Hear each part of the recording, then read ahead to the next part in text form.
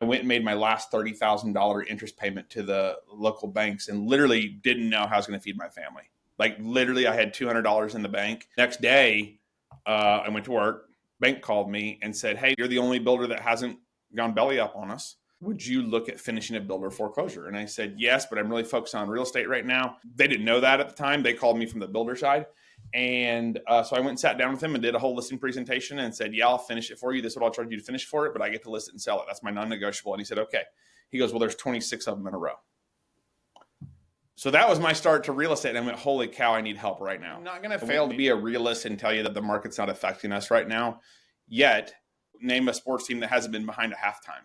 It doesn't really matter to me because when I look at the market as a whole, the market is still producing way more units than it takes me to hit my goal. So it doesn't matter. Like I'll give you an example. I sat down with our team last week and I said, here's where we're at, right? A realization of where we're at in numbers. Here's where we should be.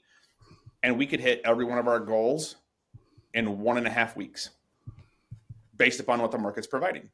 Because the market is providing X amount of closings per day. Somebody's getting them, we're not. So either somebody's working harder, they're doing the right things, but I believe consistency over time will. So it doesn't matter to me that this is bulletproof through any market. It doesn't matter what my competition's doing. It doesn't matter what the market's doing. It doesn't matter. All that's emotional. All that's a feeling. All that's subjective.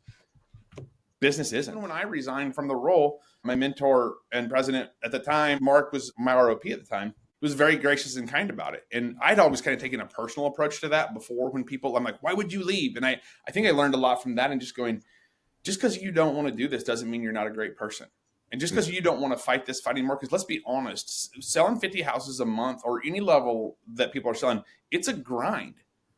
People are like, is this hard? I'm like, this market's hard. Guess what? COVID was hard. Guess what? Before that was hard. Because if we're always in a growth mindset, then we're never settled for what we have in front of us right now. So the opportunities I see it is being able to look at this and go, lead generation will always be the focus of what we're doing.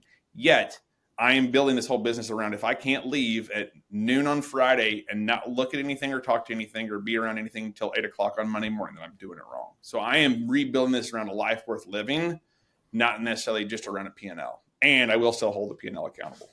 Yeah, I love that. Even when